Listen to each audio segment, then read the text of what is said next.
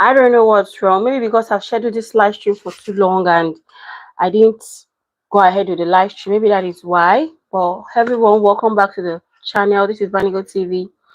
Thank you so much for coming. For those that are going to rewatch and those that are here, please thumbs up as you come into the live stream, okay? All right, so I was able to just share the live stream. Thank you all so much. So this lady you see on my thumbnail, okay, she came out and she shared HIV story and journey. And I want to say that I truly applaud people who can come outside and share things like that on social media, share their struggles of what they've been through. Now, the bone of contention here is that when this lady came outside to share this struggle and this journey, a whole lot of people felt like, you know, the way she was taking it, like it was not giving what it's supposed to give. I don't know if that's the proper word to use, but they felt like the way she was, taking it, it was as if, she didn't. You are sharing with us that you have HIV and you are laughing, you're just telling the story lackadaisically. A lot of people felt like, the way she was just talking. And if you go on her channel, the only thing she faces and she focuses on to share is mostly her HIV journey. Even though she has gone ahead to, remarry now and she still has kids. I mean, she has children now. Thank you so much for the thumbs up. Even though she has kids, now I don't know how many kids she have. I'm trying to sign into the second phone. Thank you for the 2 thumbs up. God. So even though this lady, she has, moved on, she has forged ahead with her life right now. But when she came to share this HIV story, I mean, the responses from people in the comment section was hot. They were like her attitude, the way she was just narrating the story. Hey, Jaran, welcome. Thank you so much. They're like the way she was just narrating the story, like, how can you say you went through this kind of thing? You got the virus, HIV, and the way you're narrating it seems like there's a lie somewhere. People were even saying that in the story she came to tell that there was a lie in the story. So I saw it. I've watched this video a while back, but I saw that. Let me take my time and open this phone.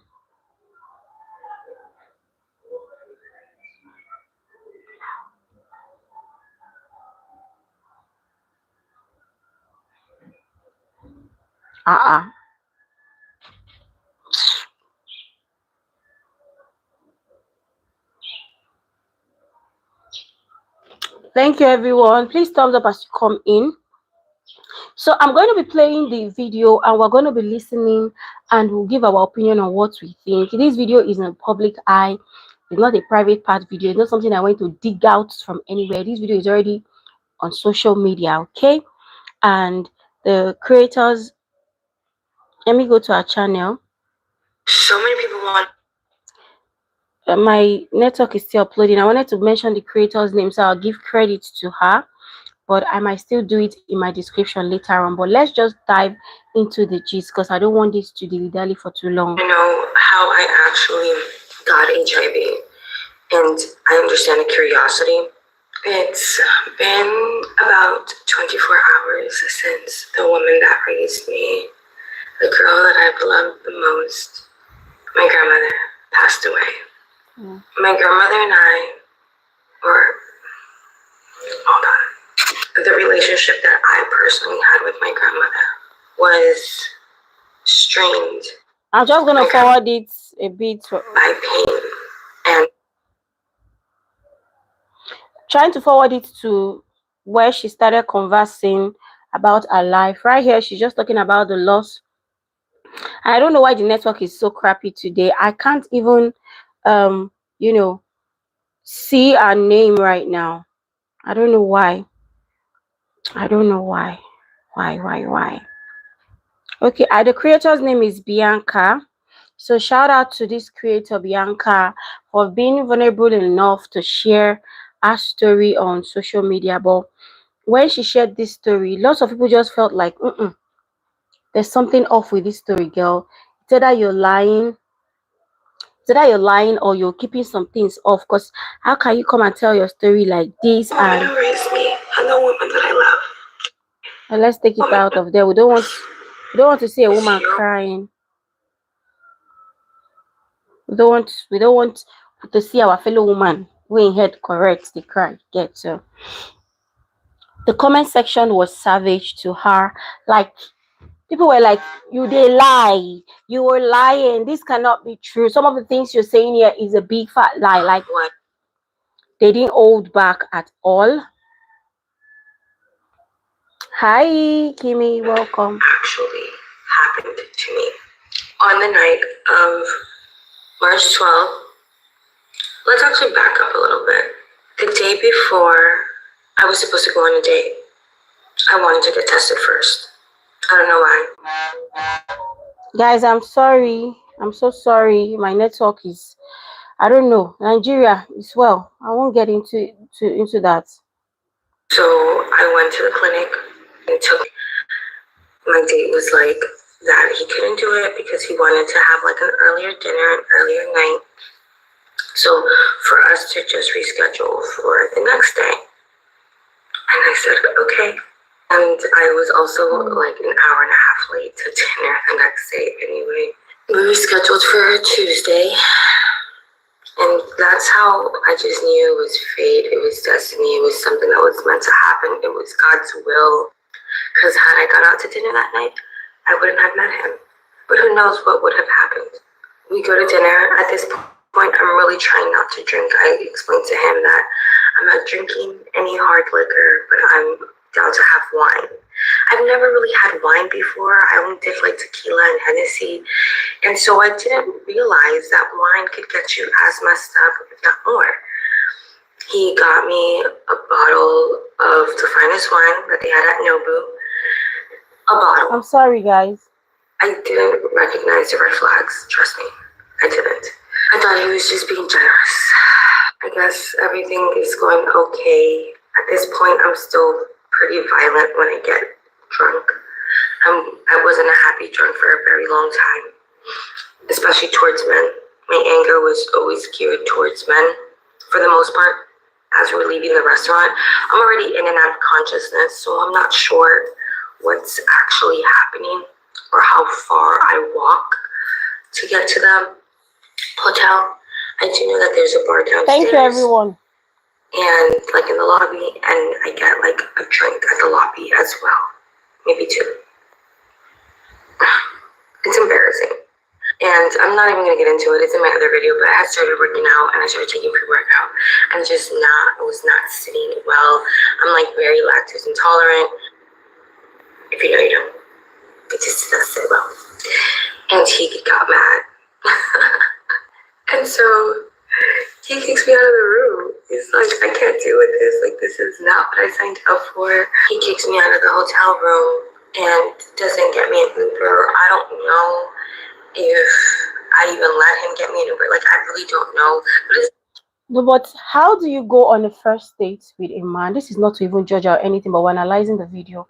How do you go on a first date and you drank a whole bottle? Please like the video, guys.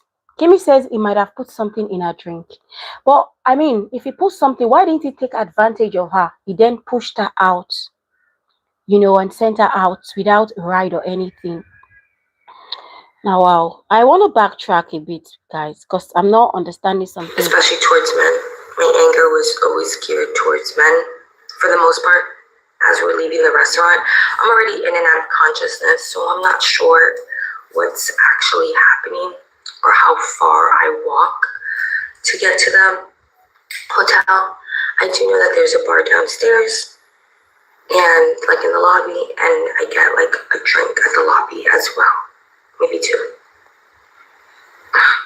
It's embarrassing, and I'm not even gonna get into it. It's in my other video. Did you guys hear? Like, she kept drinking. Do you understand? Like, she kept drinking. When you go on a first date with a guy, it's advised that you don't get too intoxicated, so that you can be aware of your surroundings, so you can defend yourself. So you went on a date with this guy, you got intoxicated up to the point that you were no longer aware of your surroundings and whatnot. I started working out and I started taking pre-workout and I was not sitting well.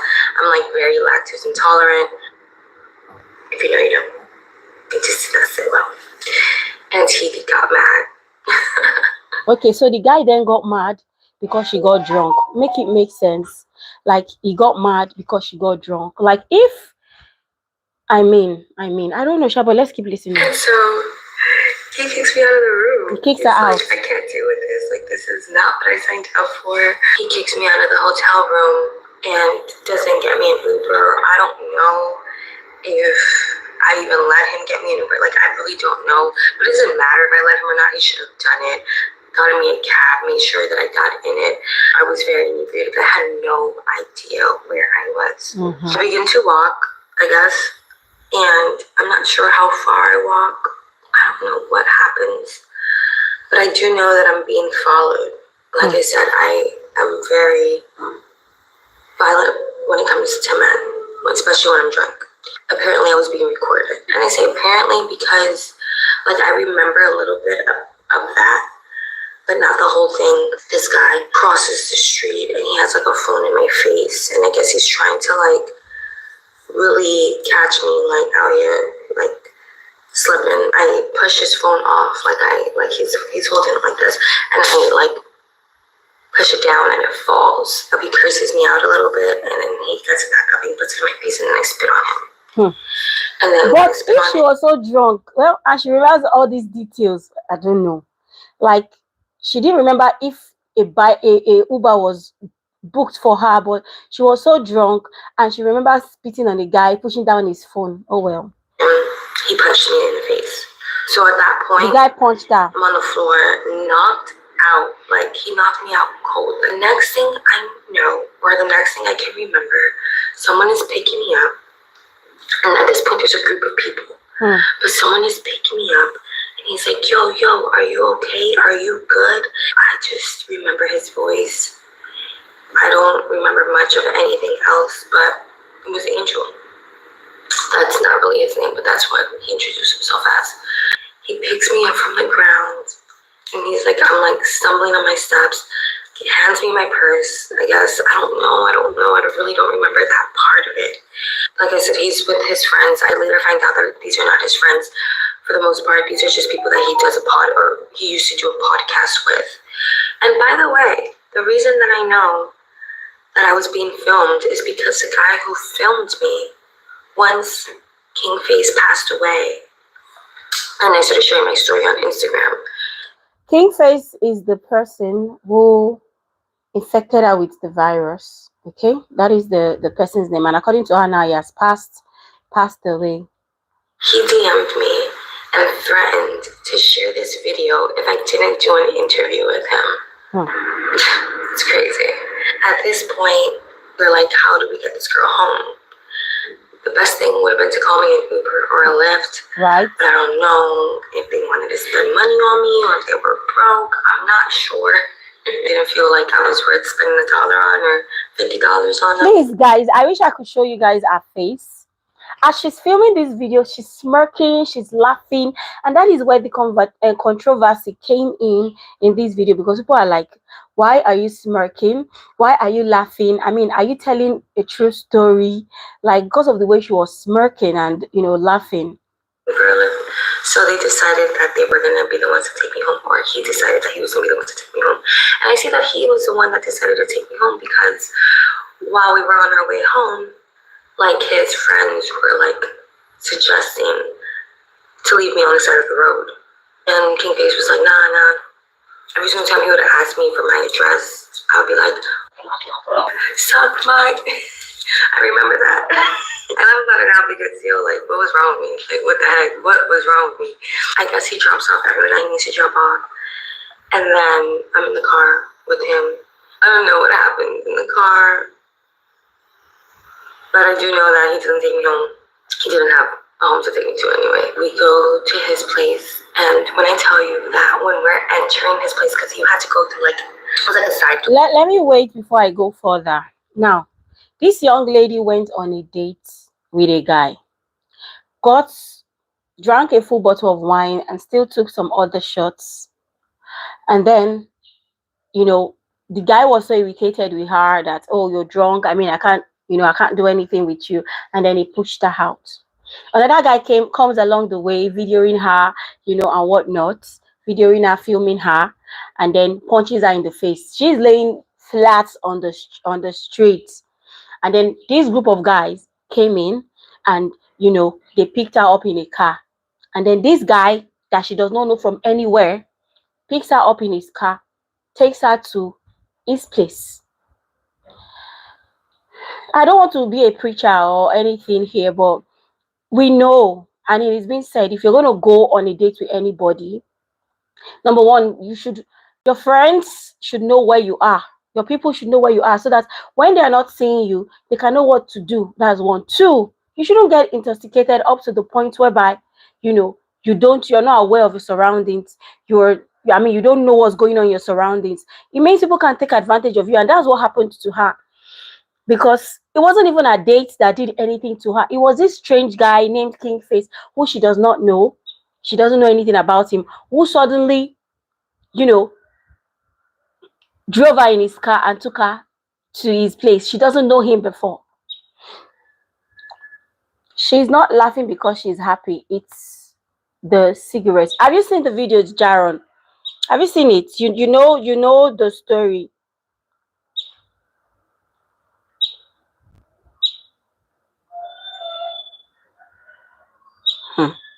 Wow, things are happening, Shabo. Young ladies, please, even old ladies. This one is not about young or old. Getting intoxicated and not being aware of your environment, anything can happen. Anything can happen. We go to his place, and when I tell you that when we're entering... Let me read Kimmy's stuff. Kimmy said, first of, you never go nowhere mad money, meaning you don't tell everyone you have it on you. So just in case you really need to use it and run away and call 911. Place, because you had to go through, it was like a side door. I don't know why we couldn't go through the front door. He was moving anyway. When I was taking my steps to go into that place, I felt shadows just closing in on me as I walked through. One of the comments I saw were these comments that made me say I was going to react. Somebody says, this story is so confusing. I need a map. Maybe I was backing out of consciousness, but I'm telling you, it felt like death itself had consumed me. I thought I was going to die, and I couldn't stop it. I couldn't stop what was about to happen. I enter, and I don't remember much when I'm inside. It smells like dog piss. It felt like a trap house. Like someone was squatting there. But anyway, it smelled like mad dog piss. He had two dogs. That's basically all I remember. Going past I guess the living room and then into the room, and I don't remember anything else after that. And I thought I was dead. But I wake up the next morning. My mind starts trying to put the pieces together. Am I dead? Am I okay? I mean, but this is crazy. I'm not saying this thing cannot happen, but I'm just you're on the street and a random guy just picks you. My God, just takes you to his house. Someone you don't know. I mean, guys, that's what they do for abroad. Someone sees you lying on the street. He didn't call 911 to help you out. He didn't find a way to, help you reach your family. He just takes you to his house. Jaron says, do people remember this much after drinking? The details, man. That's why somebody said, this story is throwing me off a bit. That's one of the comments I'm saying here. That's why I said, the crazy HIV story. You were drunk, you felt they blew you in your face, and you remember so much details. So much details. I felt off. I had a black eye. My head hurt, my body hurt. And then I start fluttering my eyes open, and I don't recognize recognize the room that I'm in. It's like red walls. I might as well have been in hell. I can't open my eyes, so I only was able to open one eye. I don't remember which one it was. And then that's when I start to cry, because I start to kind of remember what happened the night before, even like what happened with my date. Like there was just so much like things to unpack, and I was so embarrassed, was so scared, because I didn't recognize where I was. And I'm like, who am I with? I was just holding myself like this as I wept silently. And I guess not that silently, because Angel hears me. He comes behind me and he hugs me. He hugs me, he gives me a big embrace, and he's like, it's okay. I turn around and I see his face. For like a split second, I'm relieved, because I'm like, all right, he's kind of cute.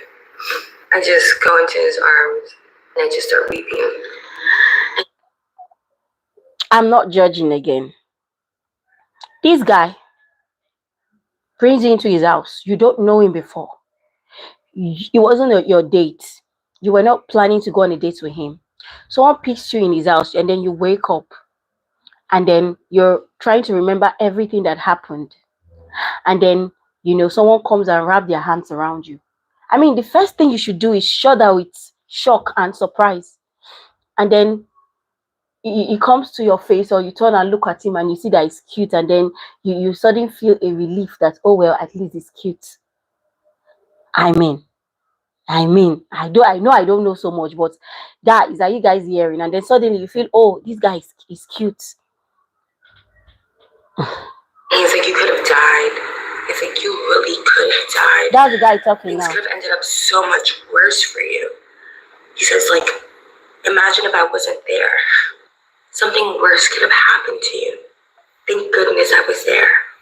The manipulation started from the first second I gained consciousness. Once I grabbed my bearings a little bit, I realized that I didn't have any clothes on. All right, I'm letting an advert play. This story, I don't know. That is why a lot of people feel like this story, there's just something off with it. His face just goes blank, like he's all ghost. And imagine if I wasn't there. Something worse could have happened to you. Thank goodness I was there.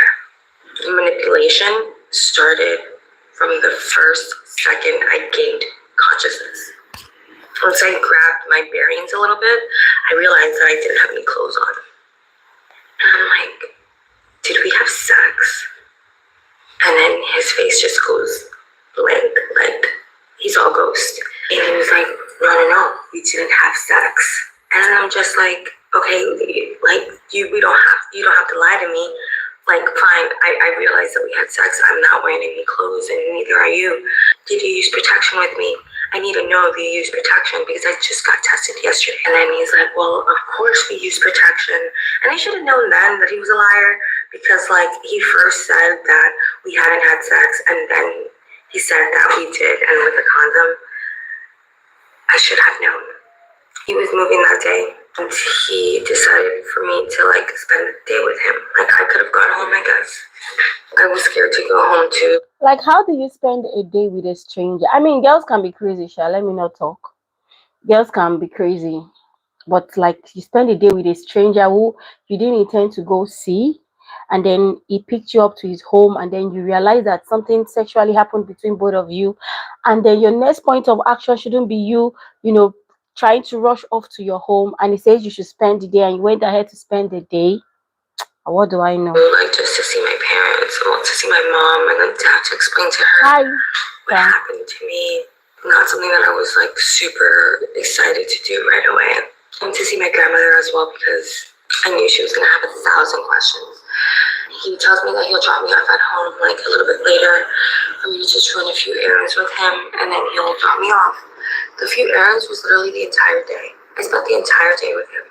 It was really weird, because he goes inside the store and he grabs an ice cup, and he's like, yo, you gotta put this on your face, like it looks really, really bad. Then he picks up his best friend, I forgot his name, like Yayo something. He's tossed a flip, and he's like, yo, you stole a shorty, like that's crazy. Yo, last night was crazy. I just like was so crying like here and there, like just like thinking about my face, how I'm not gonna be able to go to work for like at the very least a week. I was annoyed and I was in pain. It hurt so bad. My head was pounding as we would drive. He would grab my hand and just hold my hand. If you had never been around this person, just by like his videos, like if you see his videos, he has like a pretty strong personality. That was something that I noticed right away, that he was not soft. Like I felt like my will was bending towards, like that I had to submit towards. That's actually something that we talked about because I know a lot of you people on here feel like, Anyway, the story goes further to say that she found out that that's this person who she met, this stranger, she went to get tested later on and she got infected with, you know, HIV by this stranger. And her story is quite sad and pathetic because why? I mean, she was drunk. She didn't know where she was, and then a stranger picked her up. I mean, like, this is not to judge her or anything, but I hope that ladies will do better. I mean, she's fine. If you see her, you won't know that she has HIV. But the manner in which, this happened to her, which she contacted this, is quite sad. It's really, really sad. I don't want to play the video any longer because, I mean, she just goes on to yap about, you know, much further what went down and whatnot.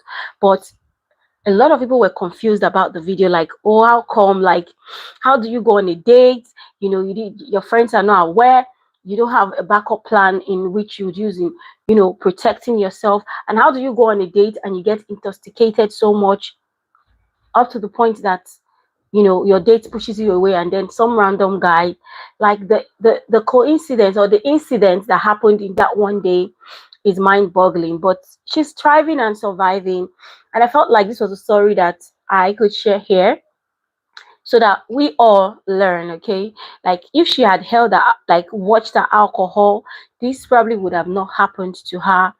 I mean, she wasn't aware of her environment, and that was why this could happen.